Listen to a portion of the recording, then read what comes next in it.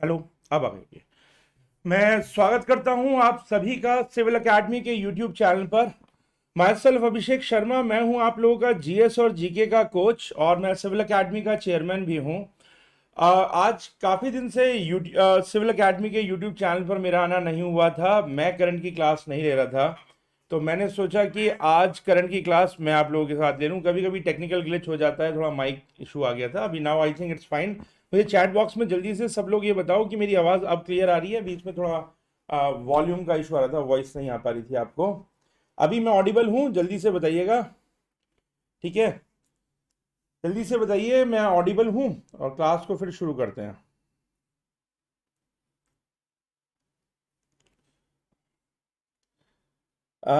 भाभी, हाँ इसीलिए आया हूँ। बहुत टाइम से आप लोगों ने मुझे मेरे साथ आप लोग यूट्यूब पर नहीं मिल पाए थे, तो मैंने सोचा आज आप लोगों के साथ यूट्यूब पर कुछ गुफ्तगू कर ली जाए, है ना। Yes, clear. चलो ठीक है, तो मेरे बारे में आप लोग तो सब जानते ही हो। जो कोई नया इस चैनल पर आया है उसको बता दूं कि मैं सिविल एकेडमी का चेयरमैन हूं और मैं public administration, Indian polity, environment, ethics, modern history और इंडियन इकोनॉमी जैसे सब्जेक्ट्स पढ़ाने के लिए जाना जाता हूँ। करंट अफेयर्स भी मैं पढ़ाता हूँ। 15 साल से ज़्यादा का मेरे पास टीचिंग एक्सपीरियंस है और ऑल ओवर इंडिया में 50,000 से ज़्यादा स्टूडेंट्स अब तक पढ़ा चुका हूँ। चलिए, तो क्लास को शुरू करते हैं। और ये करंट अफेयर की क्लास है, तो करंट अफेयर की क्लास में हम लोग क्या करते हैं, हम कुछ इंपॉर्टेंट करंट अफेयर्स, या तो सीमा मैम वो क्लास लेती हैं, आज मैं वो क्लास ले रहा हूँ। तो जो है कुछ इंपॉर्टेंट करंट अफेयर जो है हम लोग करेंगे, जो कि हमारे लास्ट 10 डेज के न्यूज़पेपर से हम कवर कर रहे हैं, जो कि यूपीएससी के लिए बहुत इंपॉर्टेंट हो सकते हैं, यूपी पीसीएस स्टेट सर्विसेज के एग्जाम्स के लिए या डिफरेंट पीएसयूज के एग्जाम्स के लिए इंपॉर्टेंट हो सकते हैं। तो चलिए कुछ क्वेश्चंस को करते हैं, शुरुआत करते हैं करंट अफेयर की। एक जानकारी और दे दूं, आप हमारा टेलीग्राम ग्रुप ज्वाइन कर सकते हैं। टेलीग्राम पर आप सिविल एकेडमी आईएएस आपके सामने लिखा हुआ है, सिविल एकेडमी आईएएस आप जस्ट एक मिनट एक मिनट।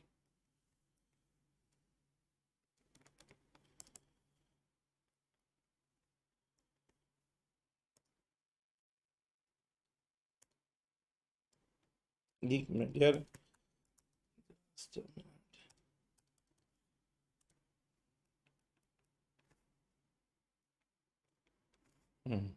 चलिए, तो आप सिविल एकेडमी आईएएस जो है ये अगर टाइप करेंगे टेलीग्राम ग्रुप, टेलीग्राम में, तो आपको हमारा टेलीग्राम ग्रुप मिल जाएगा। इसको आप ज्वाइन कर लीजिए, जिससे कि आपको हम जो भी नोट्स या हमारे नए वीडियोस के लिंक्स आते हैं वो लिंक्स आपको मिलते रहें।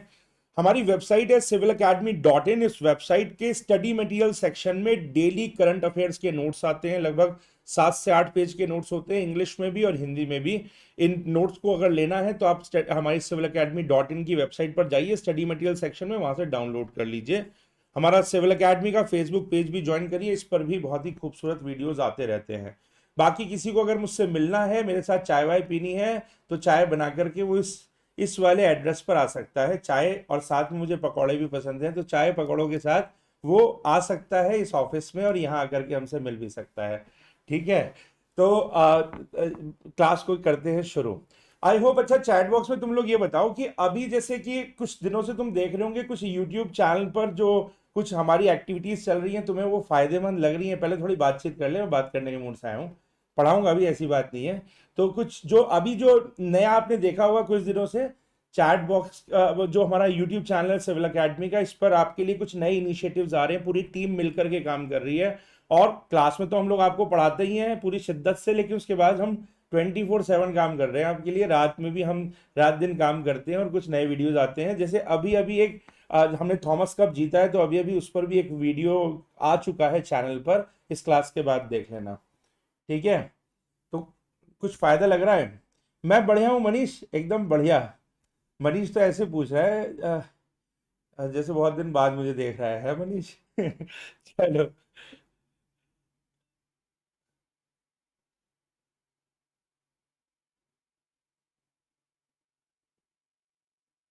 चलो, क्लास को शुरू करते हैं।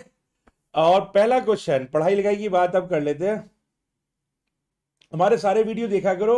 मैसेज बॉक्स में जरा मैसेज भी डाल दिया करो, तुम्हारे मैसेज से एनर्जी मिलती है। चाय पकौड़े मत खिलाओ, मैसेज डाल दिया करो वीडियो के बाद, पढ़ने के बाद, तो उससे हमें एनर्जी मिलती है। थोड़ा सा उसे पॉपुलर करोगे हमें और एनर्जी मिलेगी। जब कोई टीचर ना बहुत मेहनत से वीडियो बनाता है या हमारी टीम वीडियो बनाती है तो वो ये देखती है कि कितने लोगों ने देखा। तो अगर तुम थोड़ा शेयर करोगे हमारे वीडियोस को, आज की भी क्लास देखो ना, आप 11 बच्चे क्लास में बैठे हुए हैं, ये बताओ यार, मैं टाइम निकाल के तुम लोगों को पढ़ाने आया हूँ और 11 बच्चे क्लास में, बताओ फिर कितना वो रह जाता है। तो इसलिए थोड़ा सा शेयर कर दो, लाइक कर दो थोड़ा सा। दो चार और मुर्गे फंस जाएंगे, उन्हें भी बैठाएंगे, दो चार को और अपना चेला बनाया जाए क्लास में, मतलब गुरु को चेले चाहिए ना। चलो, और पहले क्वेश्चन का आंसर भी दो। फर्स्ट क्वेश्चन का आंसर देना, who is the recipient of 2022 Templeton prize. अभी ये रिसेंटली दिया गया टेम्पलेटन प्राइज 2022 का क्या है मैं बताऊंगा, पर किसको मिला तुम बता दो, बाकी डिटेल मैं दे दूंगा बाद में। 2022 का टेम्पलेटन प्राइज किसको मिला?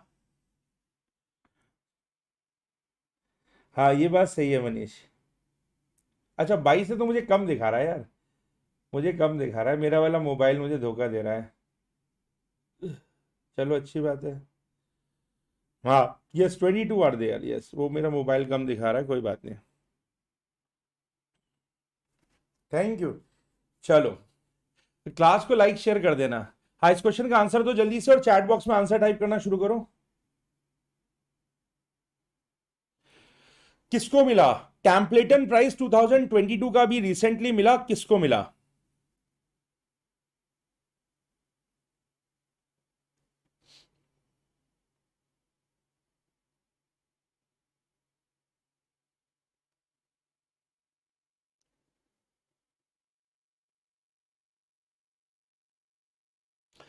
जिन लोगों का भी आंसर डी आ रहा है, बिल्कुल सही आंसर आ रहा है, yes D is the right answer. Frank Wilczek को मिला, D is the right answer. Frank Wilczek को 2022 का टेम्पलेटन प्राइज मिला। बच्चों जो फ्रैंक विल्जेक हैं, इन्हें काफी बड़ा नाम है फिजिक्स के फील्ड में, इन्हें नोबेल भी मिल चुका है, फिजिक्स का नोबेल भी मिल चुका है फ्रैंक विल्जेक को, फिजिक्स का नोबेल भी मिल चुका है, ध्यान रखना। अब यूपीएससी ऐसी चीजें पूछ लेती है साथ में।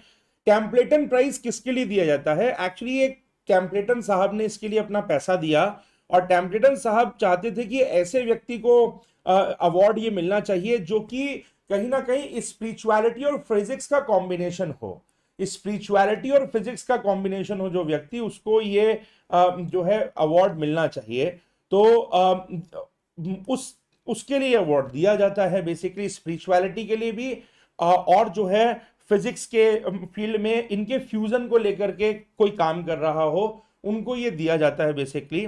तो बेसिकली ये किसको दिया जाता है? Awarded to individuals whose life's work symbolizes a fusion of science and spirituality. Sorry physics नहीं, साइंस बोलेंगे, साइंस और स्पिरिचुअलिटी का फ्यूजन हो, उसको मिलता है। कई बड़े बड़े नामों को ये मिल चुका है, जिनमें से एक नाम मदर टेरेसा भी है, उनको भी मिल चुका है। और आप जिन्हें जानते हैं दलाई लामा को मिल चुका है, डेस्मंड टूटू को यह अवार्ड मिल चुका है। 1972 में टेम्पलेटन प्राइज स्टार्ट किया था सर जॉन टेम्पलेटन ने। सर जॉन टेम्पलेटन ने अवार्ड स्टार्ट किया था 1972 में, और काफी अच्छा खासा प्राइस मनी इसके अंदर दी जाती है। तो ध्यान रखना, इस बार का टेम्पलेटन प्राइज मिला है फ्रैंक विल्जेक को, जिन्हें फिजिक्स का नोबेल भी मिल चुका है। ठीक है, 2022 का टेम्पलेटन प्राइज। अगले क्वेश्चन का आंसर दो, सेकंड क्वेश्चन का आंसर दो। Agriculture Ministry signed an MOU with which organization for technical support towards PMFBY? ये प्रधानमंत्री फसल बीमा योजना और किसान क्रेडिट कार्ड। प्रधानमंत्री फसल बीमा योजना और किसान क्रेडिट कार्ड के फील्ड में टेक्निकल सपोर्ट के लिए अभी भारत के एग्रीकल्चर मिनिस्ट्री ने किसी एक बड़े ऑर्गेनाइजेशन के साथ सिग्नेचर किया है, एग्रीमेंट किया है। किसके साथ किया है? एक बहुत बड़े, ये चारों ही ऑर्गेनाइजेशन बहुत बड़े हैं। किस ऑर्गेनाइजेशन के साथ साइन किया है एमओयू? भारत के कृषि मंत्रालय ने प्रधानमंत्री फसल बीमा योजना और किसान क्रेडिट कार्ड योजना में टेक्निकल सपोर्ट हासिल करने के लिए। तो ममता ने डी बोला है, जबीन ने जो है डी बोला है, नोवरा जबीन ने डी बोला है, नेहा ने डी बोला है, रितिका राजपूत ने डी बोला है। यार तुम सभी डी बोल रहे हो यार, सबको डी मालूम है। तुम सबको एक साथ डी क्यों मालूम है जबकि मुझे तो बी मालूम है? ये कैसे हुआ? तुम सबको डी मालूम है, मुझे बी मालूम है। तुम लोग क्या एक ही अखबार आता है, सबके घर में एक ही अखबार आता है, इसका मतलब तुम सब क्या एक ही अखबार आता है, या मुझे गलत पता है यार?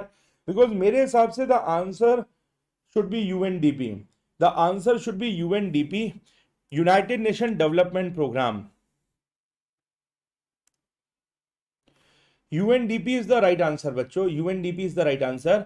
यूएनडीपी के साथ साइन किया है the ministry of agriculture and farmers welfare, ध्यान रखना, government of India and the United Nations Development Programme UNDP have recently signed memorandum of understanding. सही बात है मनीष। तो मेमोरेंडम ऑफ अंडरस्टैंडिंग जो है वो एमओयू साइन किया है यूएनडीपी के साथ, यूनाइटेड नेशन डेवलपमेंट प्रोग्राम के साथ। टेक्निकल सपोर्ट लेने के लिए, किसके लिए? प्रधानमंत्री फसल बीमा योजना और किसान क्रेडिट कार्ड के फील्ड में टेक्निकल सपोर्ट लेने के लिए यूएनडीपी के साथ साइन हुआ है। कोई बात नहीं, माफ कर देता हूं, तुम सबने नकल की एक दूसरे की। लेकिन अब ये तो बताओ चैट बॉक्स में मुझे जल्दी से कि यूएनडीपी का हेडक्वार्टर कहां है? चैट बॉक्स में जल्दी से बताओ यूएनडीपी का हेडक्वार्टर कहां है?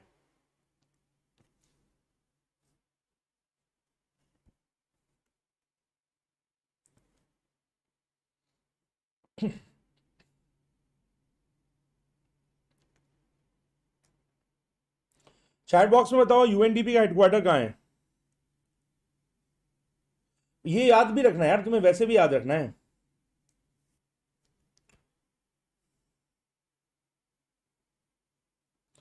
जल्दी से बताओ भाई। गौरी का आंसर सबसे पहले आया, New York is the right answer. Well done Gauri.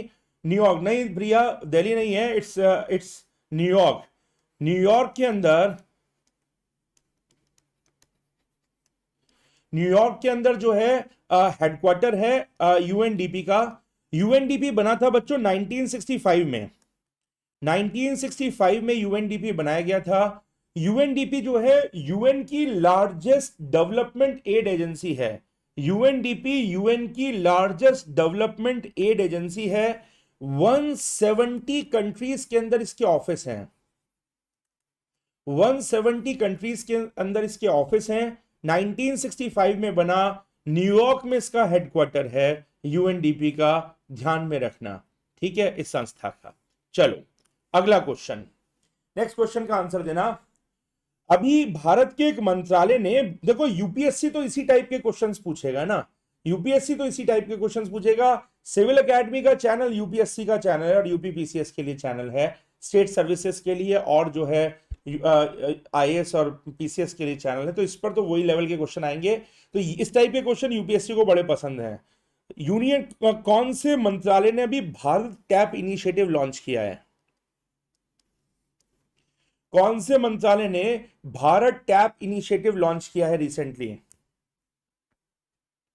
Bharat tap initiative तुमने न्यूज़पेपर में कहीं पढ़ा हो तो सेशन को जरा यार लाइक और शेयर कर देना यार।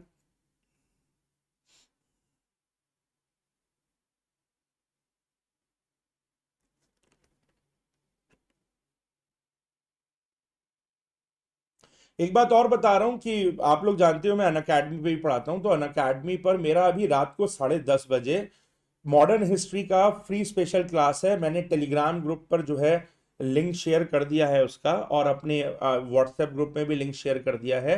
तो उस लिंक से रात को 10:30 बजे मेरी वो क्लास आप लोग अटेंड कर लेना, क्योंकि उस क्लास में मैं मॉडर्न हिस्ट्री के क्वेश्चंस की प्रैक्टिस करा रहा हूँ। कल भी कराई थी, तुम लोगों को भी फायदा होगा उसमें ना। फ्री क्लास है तो उसमें आ सकते हो, फ्री क्लास है।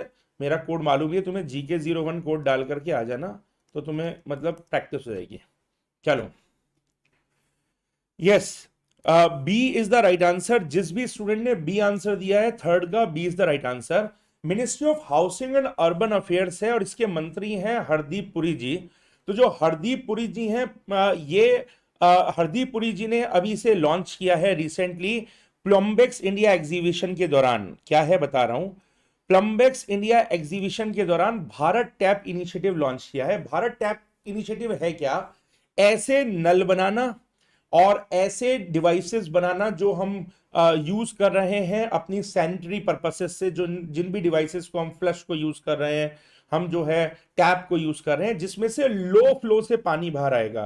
क्योंकि जब हाई फ्लो से पानी बाहर आता है तो आपका पानी यूज कम होता है और वेस्ट ज्यादा होता है। जब आप सपोज वॉश बेसिन पर आप पानी को यूज करने के लिए आपने जो है हाथ में पानी लिया, हाई फ्लो का पानी बहुत सारा बिखरता है और बहुत थोड़ा सा हाथ में आता है, तो आप कई बार यूज करते हो और आप जितना आपको चाहिए पानी उसका कम से कम आप 4 से 5 गुना पानी वेस्ट करते हो हर बार। आप सोचो तुम एक दिन में तुम्हारे घर में कितना पानी बर्बाद होता है।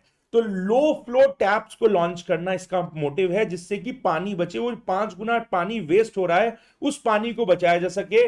आपके घर में ये टैप ना हो कोई बात नहीं, नल को थोड़ा धीरा खोला करें, पानी की वेस्टेज बच जाएगी। तो वो एक लॉन्च किया है। साथ ही साथ निर्मल जल प्रयास इनिशिएटिव भी लॉन्च किया है। इससे एक साल के अंदर लगभग 500 करोड़ लीटर वाटर बचाया जाएगा। एक साल में 500 करोड़ लीटर वाटर बचेगा इस प्रयास से। तो निर्मल जल प्रयास लॉन्च किया है इन्होंने प्लम्बेक्स इंडिया एग्जीबिशन के दौरान, और भारत टैप इनिशिएटिव को लॉन्च किया है। किसने लॉन्च किया है? Minister of housing and urban affairs ने, housing and urban affairs ministry ने।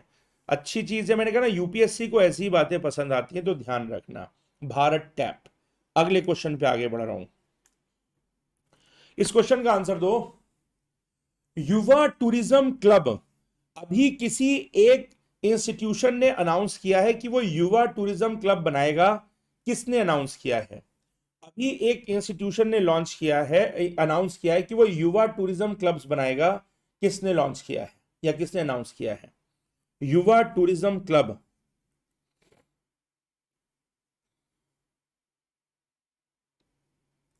यस, मेरे पास नोवरा जबीन का आंसर आया और आंसर है उनका ए। सीमा का आंसर आया ए ही है, आई थिंक उनका भी सीबीएसई लिख रही है, बिल्कुल। कोमल का आंसर ए है, प्रिया का आंसर ए, नेहा का आंसर ए, यामिनी का आंसर बी है। यामिनी सोच रही कुछ अलग किया जाए, भीड़ से अलग किया जाए, है यामिनी? भीड़ से कुछ अलग हटके। कभी कभी भीड़ में शामिल होने में फायदा हो जाता है यामिनी, कभी कभी। तो A is the right answer, A is the right answer. Manish, उनकी यहाँ उतनी टेंशन नहीं है पानी की, शहर में ज्यादा टेंशन है। वैसे कह तुम सही रहे हो, लेकिन उनके यहाँ पानी, लेकिन मैं बताऊं मनीष, उनके यहाँ पानी उतना वेस्ट तो होता है मनीष, लेकिन एक फर्क है।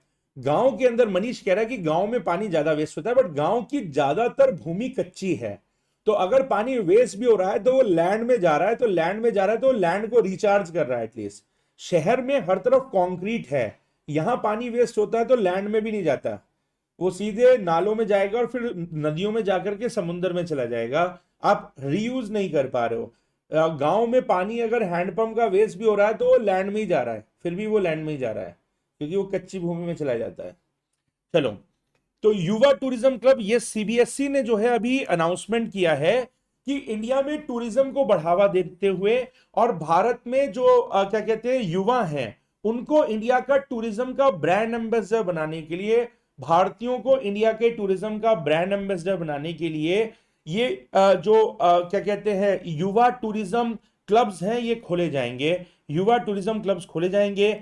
आजादी के अमृत महोत्सव सेलिब्रेशन के दौरान ये फैसला लिया गया। ठीक है,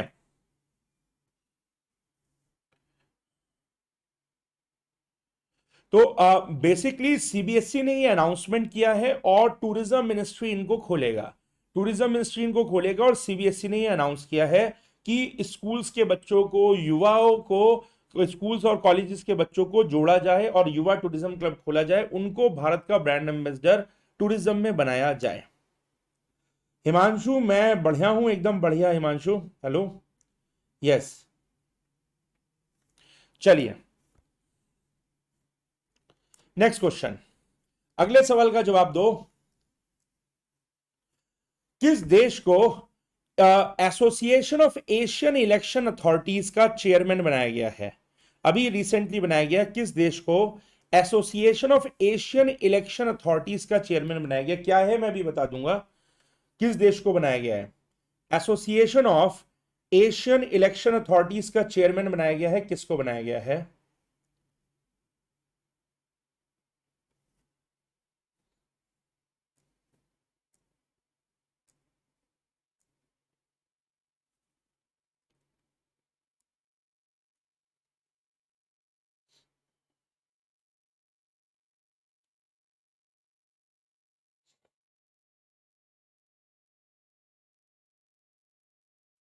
ज्यादातर बच्चों का आंसर सी आ रहा है, लेकिन शिखर का आंसर बी आ रहा है। बट मैं ज्यादातर बच्चों के साथ जाऊंगा, मैं तो भीड़ के साथ ही जाऊंगा। तो C is the right answer, India is the right answer. Recently अभी association of Asian election authorities, association of Asian election authorities का चेयर जो है वो मिली है भारत को, इंडिया को मिली है। अब बच्चों ये है क्या, ये थोड़ा सा मैं आपको बता दूं कि ये है क्या बेसिकली संस्था। 2022 से लेकर 2024 तक के लिए चेयर इंडिया को मिली है।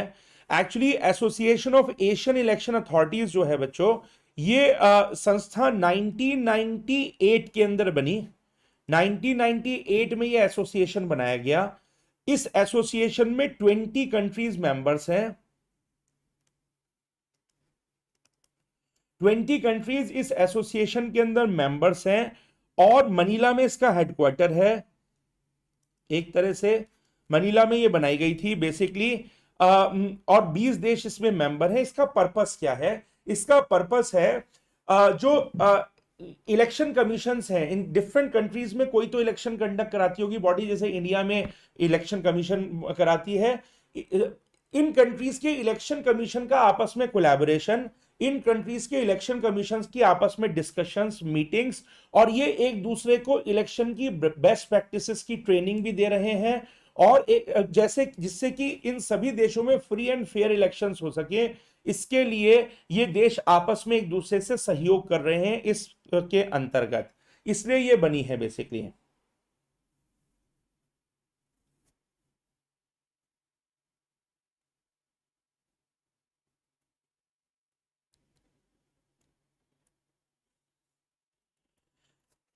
हिमांशु, बेसिकली जहां जरूरत है वहां तो लगनी चाहिए, पर इसकी डिमांड, एक्स्ट्रा वाटर स्टोरेज की डिमांड हर क्षेत्र में होती है। ऐसा कोई जगह ही नहीं है जहां लोग नहीं चाहते कि उनके पास वाटर स्टोरेज रहे, इसलिए डिमांड रहती है।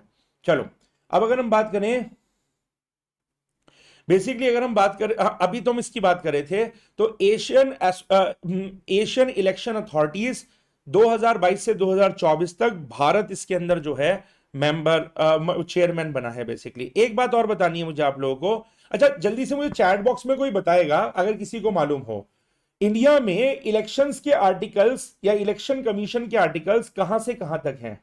इंडिया में इलेक्शन कमीशन के आर्टिकल्स कहां से कहां तक हैं? किस आर्टिकल से स्टार्ट होता है इंडिया में इलेक्शन कमीशन और किस आर्टिकल पर एंड होता है? कोई मुझे बताएगा यार? यूपीएससी तो एक जीके का क्वेश्चन भी डाल देती है साथ में। इंडियन इलेक्शन कमीशन इसको 2 साल लीड करेगा इस ऑर्गेनाइजेशन को, तो मैं इलेक्शन कमीशन का आर्टिकल पूछ रहा हूं। इंडियन कॉन्स्टिट्यूशन में इलेक्शन कमीशन का आर्टिकल कहां से स्टार्ट होता है?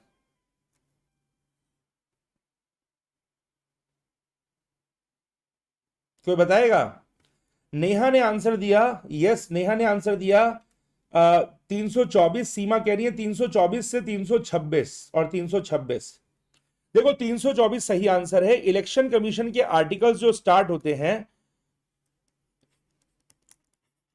इंडिया में, जो इलेक्शन के आर्टिकल्स है ना, वो 324 से स्टार्ट तो होते हैं, लेकिन 329 तक है, T29 तक है। आर्टिकल 324 से आर्टिकल 329, आर्टिकल 324 से आर्टिकल 329 तक इलेक्शन कमीशन या इलेक्शंस को डील करता है। संविधान के ये आर्टिकल्स डील करते हैं, याद रखना एग्जाम के पॉइंट ऑफ व्यू से। चलो नेक्स्ट क्वेश्चन पर आगे बढ़े। चलो,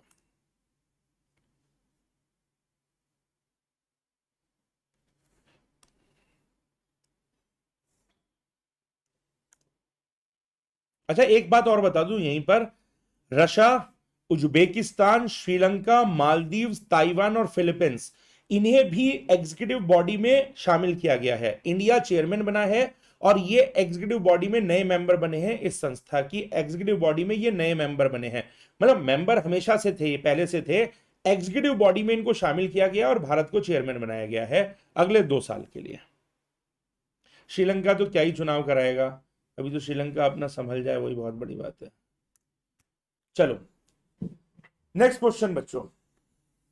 अभी बच्चों रिसेंटली ना उत्कर्ष समारोह हुआ, रिसेंटली उत्कर्ष समारोह हुआ, जिसमें एक प्रदेश ने अपनी 4 स्कीम्स के सक्सेसफुल इंप्लीमेंटेशन का समारोह मनाया। एक प्रदेश ने अपनी 4 गवर्नमेंट स्कीम्स के इंप्लीमेंटेशन का समारोह मनाया और उसको नाम दिया गया उत्कर्ष समारोह। इस समारोह को हमारे यशस्वी जी ने खुद संबोधित किया, ऑनलाइन खुद संबोधित किया हमारे यशस्वी जी ने, बड़े यशस्वी जी ने, छोटे नहीं, बड़े यशस्वी जी ने।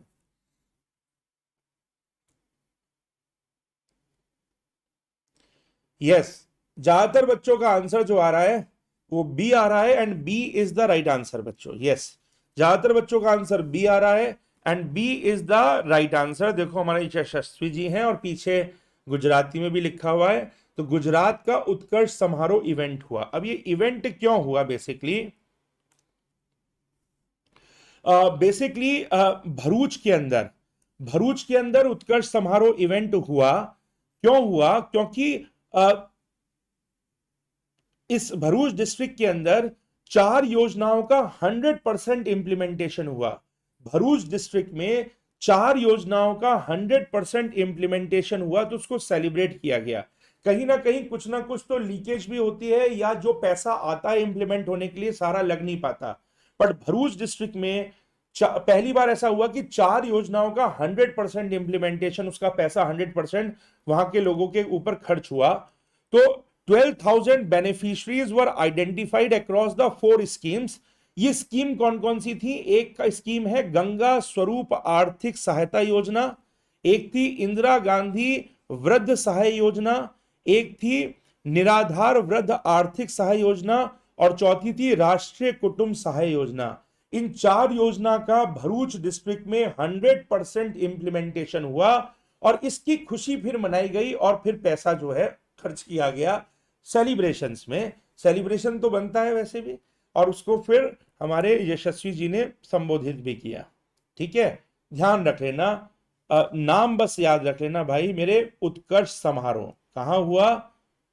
हम लोग मतलब समारोह करने का तो मौका ढूंढ ही लेते हैं हम लोग। चल, ये नाम बहुत इंपॉर्टेंट है बच्चों, इस साल एग्जाम के लिए ये नाम इंपॉर्टेंट है। मतलब अगले साल 2023 के लिए नाम इंपॉर्टेंट है। अब तो पेपर बन गया होगा इस साल का। तो कैटालिन नोवाक, कैटालिन नोवाक कौन है? कैटालिन नोवाक एक्चुअली किसी देश की फीमेल प्रेसिडेंट बनी है पहली, और उस देश की यंगेस्ट प्रेसिडेंट भी बनी है। किस देश की?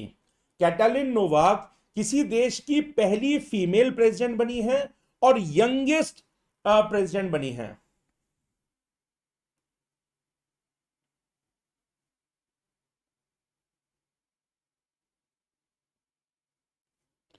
सर, अगर श्रीलंका गवर्नमेंट ने अब रिजाइन कर दिया तो क्या वो दोबारा एलिजिबल होंगी इलेक्शंस के लिए कुछ टाइम बाद? देखो, जैसी कंडीशंस हैं गौरी वहां पर, वैसे भी अभी उस पार्टी और उस सरकार को जनता एक्सेप्ट नहीं करेगी। अब वहां की कॉन्स्टिट्यूशनल इश्यूज क्या हैं वो तो वहां के कॉन्स्टिट्यूशन के हिसाब से तय होगा गौरी। वहां का संविधान क्या क्या कहता है, अब हमें वहां के संविधान के बारे में डिटेल में तो पता नहीं है, तो मैं नहीं कह सकता हूं उसके बारे में कुछ। वो तो वहां का संविधान जो तय करेगा। बट जनता की एक्सेप्टेबिलिटी अभी उस सरकार के लिए तुरंत नहीं आएगी। चलिए, इस क्वेश्चन का आंसर बताइएगा। कैटलिन नोवाक इंपॉर्टेंट नाम है क्योंकि ये अपने देश की यंगेस्ट प्रेसिडेंट बनी है और पहली फीमेल प्रेसिडेंट बनी है अपने देश में। यूरोपियन कंट्री है, यूरोप में कोई देश जहां पर पहली बार कोई महिला बनी हो, ये बात है। ना यूरोप में तो ऐसा होना चाहिए कि महिलाएं बनती रहनी चाहिए, लेकिन इस देश में पहली बार कोई महिला प्रेसिडेंट बनी है। हमारे यहाँ तो महिला प्रेसिडेंट इनसे पहले बन गई है, महिला प्रधानमंत्री इनसे पहले बन गई है। राइट आंसर है बच्चों हंगरी, राइट आंसर है हंगरी। जिसने भी सी दिया है सही दिया है, सामने आपके है। हंगेरियन पार्लियामेंट ने कैटलिन नोवाक को प्रेसिडेंट चुना है। 44 साल की हैं, केवल 44 ईयर्स की हैं Katalin Novak, youngest ever head of state हैं और फर्स्ट एवर फीमेल प्रेसिडेंट हैं हंगरी की। ठीक है, चलो नेक्स्ट क्वेश्चन। नेक्स्ट क्वेश्चन का आंसर देखो।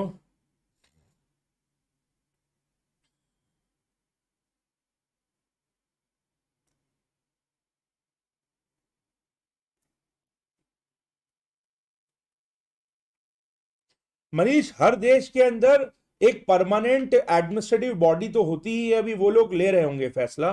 परमानेंट एडमिनिस्ट्रेटिव बॉडी तो होती ही है, एडमिनिस्ट्रेशन वहां भी होगा, सिविल सर्विसेज वहां भी होंगी।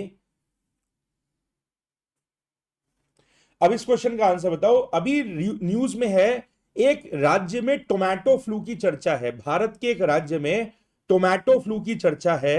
ये एंडेमिक है, उसी एंडेमिक मतलब उसी राज्य के अंदर अभी ये मिला है और दूसरे राज्यों में नहीं मिला, उसी राज्य में मिला है।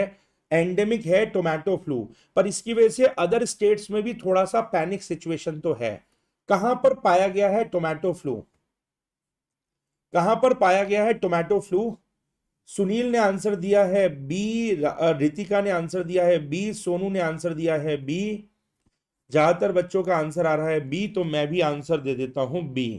B is the right answer बच्चों, बिल्कुल B is the right answer. Actually इसमें ना आप देखोगे कि बच्चों के इस तरीके के जो है लाल लाल निशान बॉडी पर आ गए हैं, इसको नाम दिया जा रहा है टोमेटो फ्लू।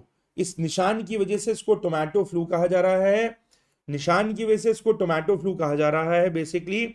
और कर्नाटका इससे चिंतित है बॉर्डर की वजह से, तमिलनाडु भी चिंतित है इससे, बॉर्डर की वजह से चिंता हो रही है। बट केरला में ये टोमेटो फ्लू मिला है, इसकी वजह से बच्चों को फीवर आ रहा है, 5 साल तक के बच्चों को ज्यादा खतरा है, फीवर आ रहा है, साथ ही साथ उनकी बॉडी पर ये रैशेस पड़ गए हैं, बॉडी पर रैशेस पड़ गए हैं। वायरल डिजीज है ये, वायरल डिजीज है टोमेटो फ्लू।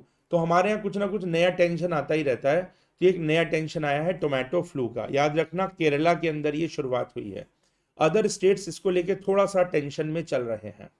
ठीक है, बच्चों को डिहाइड्रेशन की प्रॉब्लम है, रैशेस की प्रॉब्लम है, स्किन में जलन हो रही है और बुखार आ रहा है, तेज बुखार आ रहा है बेसिकली। ठीक है, चलिए tomato flu Kerala. Next question का आंसर देना, नेक्स्ट क्वेश्चन का आंसर दो। New chief election commission of India कौन बना? अच्छा, okay Manish.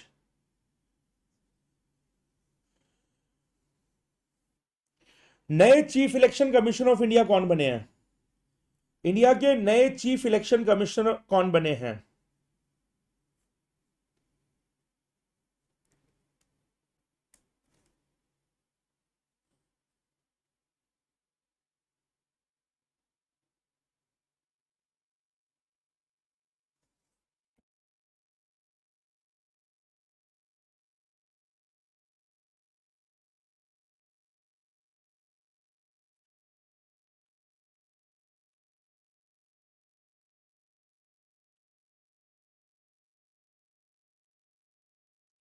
Yes, the right answer is बिल्कुल सही जवाब। द राइट आंसर इज बच्चों B Rajiv Kumar. Right answer is B Rajiv Kumar. ठीक है, ये है राजीव कुमार जी, नए chief election commissioner of India बने हैं राजीव कुमार। ठीक है, अच्छा इंडिया के फर्स्ट चीफ इलेक्शन कमिश्नर कौन थे? चैट बॉक्स में लिखना है इंडिया के पहले चीफ इलेक्शन कमिश्नर। बहुत सारे एग्जाम्स में स्पेशली पीसीएस में पूछ लिया जाता है इंडिया के फर्स्ट चीफ इलेक्शन कमिश्नर का नाम। जल्दी से चैट बॉक्स में बताओ इंडिया के पहले चीफ इलेक्शन कमिश्नर का नाम।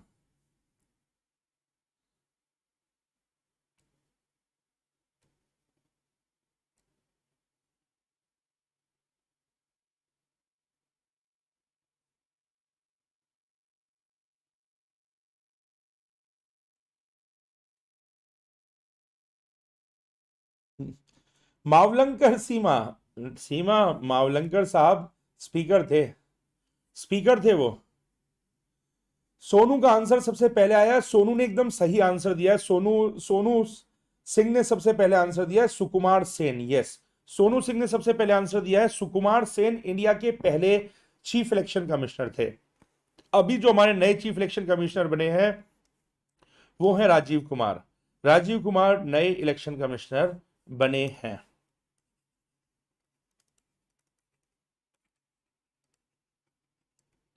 यस, चलिए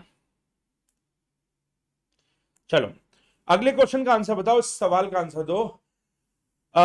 साउथ ईस्ट एशियन गेम्स 2027 का भी फैसला लिया गया है कि 2027 के साउथ ईस्ट एशियन गेम्स कहीं होंगे, कहां होंगे।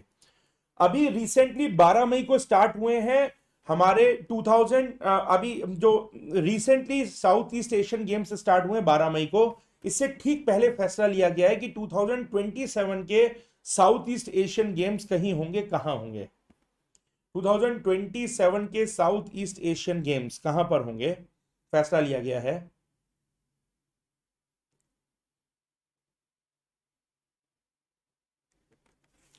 Yes, right answer is C, Malaysia is the right answer. Yes, Malaysia is the right answer. Malaysia में होंगे, ये फैसला लिया गया है। साउथ ईस्ट एशियन गेम्स जो 2027 में होंगे मलेशिया के अंदर, और 2029 में होंगे सिंगापुर में।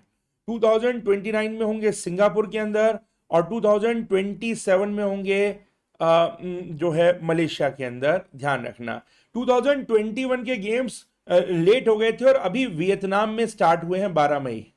अभी वियतनाम में स्टार्ट हुए 12 मई में। 2021 वाले गेम्स 2022 में स्टार्ट हुए हैं।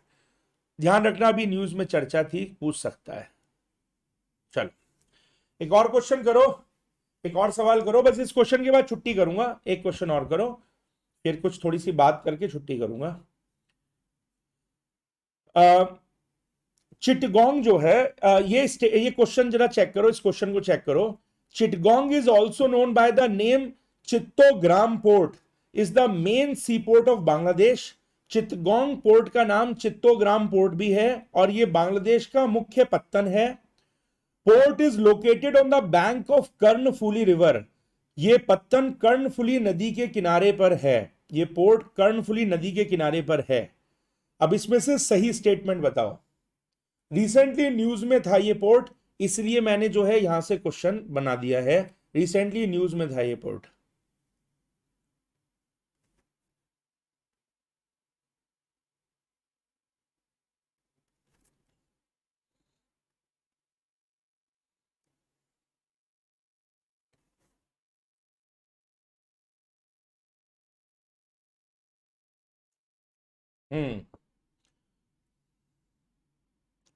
न्यूज में इसलिए था। यस, जल्दी से आंसर दो आप लोग।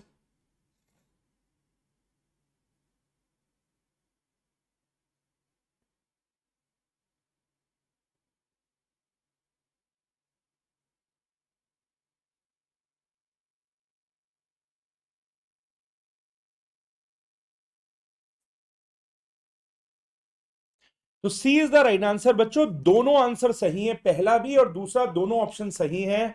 चित्तगोंग पोर्ट का नाम चित्तोग्राम पोर्ट भी है, बांग्लादेश का मुख्य पोर्ट है और कर्णफुली नदी पर स्थित यह पोर्ट है बांग्लादेश में। न्यूज में अभी इसलिए था क्योंकि अभी भारत के जो विदेश मंत्री हैं वो यहां गए थे और बांग्लादेश ने इस पोर्ट की सर्विसेज को इंडिया को देने के लिए ऑफर किया। बांग्लादेश ने ऑफर किया कि आप चित्तगोंग पोर्ट को भारत इस्तेमाल कर सकता है अपने यूज में। तो ये पोर्ट अभी बांग्लादेश ने इंडिया को ऑफर किया है सर्विसेज के लिए, इसलिए ये पोर्ट हमारे न्यूज में चर्चाओं में था, न्यूज़पेपर्स के अंदर, इसलिए वहां से क्वेश्चन बन गया।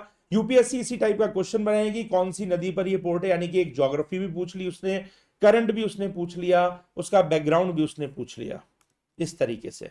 ठीक है, तो चित्तगोंग पोर्ट जो है राइट आंसर। अगर हम देखें तो एक्सटर्नल अफेयर मिनिस्टर जो है वो बांग्लादेश गए थे, तब ये चर्चाओं में रहा था। तो यस, चित्तगोंग पोर्ट किस पर है, कर्णफुली नदी पर है, बांग्लादेश का मुख्य पत्तन है, ध्यान रखिएगा। और इंडिया को भी ऑफर किया है बांग्लादेश ने ये पोर्ट। करंट की न्यूज तो ये है, वहां से एक जीके का क्वेश्चन बन गया है। ठीक है, तो आज बस मैं तो आप तुम लोगों से बात करनी थी, इसलिए मैं आज क्लास में आ गया था। अच्छा ये और बता दूं कि this port is one of the, ये न्यूज और लिख लो, oldest and is one of the oldest port है ये, और वर्ल्ड के 58th नंबर पर वर्ल्ड में बिजिएस्ट कंटेनर पोर्ट है। दुनिया में 58वें नंबर पर बिजिएस्ट कंटेनर पोर्ट है ये। ये पोर्ट जो है चित्तगोंग पोर्ट। ठीक है, काफी पुराना है, हमेशा से चर्चाओं में रहा है चित्तगोंग पोर्ट। चलिए चलिए फिर बस आज इतना ही रखते हैं, बाकी आगे फिर किसी दिन फिर आपसे मिलूंगा कुछ और नए इनिशिएटिव के साथ। सीमा मैम तो आपकी करंट की क्लास लेती हैं रेगुलर, आज मेरा मन था बात करने का, संडे उनको छुट्टी दे दी जाए, मैं बात कर लेता हूं। इस एक खूबसूरत तस्वीर के साथ आपको छोड़े जा रहा हूं। भारत को अभी थोड़ी देर पहले गर्व का मौका मिला है, भारत ने थॉमस कप बैडमिंटन में जीता है। बैडमिंटन में थॉमस कप जीतना बिल्कुल वर्ल्ड कप, क्रिकेट में वर्ल्ड कप जीतना जैसा ही है। बैडमिंटन में थॉमस कप जीतना क्रिकेट में वर्ल्ड कप जीतना जैसा ही है। इंडोनेशिया को हराया फाइनल में, इंडोनेशिया 14 बार ये कप जीत चुकी है, इंडोनेशिया 14 बार ये कप जीत चुकी है, भारत ने 14 बार खेला भी नहीं है ये। तो इसीलिए ये जीतना भारत के बैडमिंटन के लिए, वैसे भी और पुरुष बैडमिंटन के लिए एक बड़ा लैंडमार्क आज इंडिया को हासिल हुआ है, एक बहुत बड़ा लैंडमार्क आज इंडिया को हासिल हुआ है बेसिकली। तो इसलिए इस अच्छी खबर के साथ, भारत के इस गौरव के पल के साथ आपको छोड़ के जा रहा हूं। 10:30 बजे मैं अपने मेरा जो अनअकैडमी की मेरी क्लास है, फ्री स्पेशल क्लास, वहां आना चाहो आ सकते हो। मॉडर्न हिस्ट्री की क्लास में वहां पर आपको कराऊंगा। टेलीग्राम ग्रुप को ज्वाइन कर लो, ठीक है, टेलीग्राम ग्रुप को ज्वाइन कर लो। सिविल एकेडमी IAS से सर्च कर लेना, ठीक है, सिविल एकेडमी IAS से, जिसने नहीं किया। चैनल को अगर सब्सक्राइब नहीं किया तो चैनल को सब्सक्राइब कर लो। देख रहे हो आप कि कितने अच्छे अच्छे शॉर्ट्स आ रहे हैं, कितने अच्छे अच्छे शॉर्ट वीडियोस आ रहे हैं और लॉन्ग वीडियोस आ रहे हैं, जो कि तुम्हारी तैयारी को बेहतर कर सकते हैं। आज एक मोटिवेशन का बहुत अच्छा वीडियो मेरी टीम ने बनाया, तुम लोगों ने देखा क्या वो वीडियो? एक बहुत अच्छा मोटिवेशनल वीडियो आज तुम लोगों ने बनाया, मुझे पर्सनली वो वीडियो बड़ा पसंद आया। कल का जो तुम्हारा वो वीडियो आया ना, प्लैनेट वाला वीडियो, वो देखा तुमने? थोड़ा सा नएपन पर है, थोड़ा नए ढंग से हमने उस वीडियो को किया। मनीष दुनिया छोड़ के थोड़ी जा रहा हूं मनीष, सर छोड़कर मत जाओ प्लीज। तो मनीष क्या दुनिया से थोड़ी जा रहा हूँ, यही हूँ, कल फिर आऊंगा, ठीक है चलो, thank you and good night. Channel को सब्सक्राइब कर लो, जिसने लाइक नहीं किया लाइक करे। शेयर करने के लिए मैं आग्रह करूंगा, तुम लोग मानोगे तो हो नहीं, पर मैं तो कहूंगा एक बार शेयर कर दो, अपने फेसबुक वगैरह पर शेयर कर दो यार। बेल आइकन दबा दो, जिससे कि हमारे नए नए वीडियो आते रहे और तुम देखते रहो उनको। और बाकी क्लास में पढ़ने आ जाओ, क्लास में तो पढ़ा ही रहा हूं मैं, ठीक है, चलो, गुड नाइट।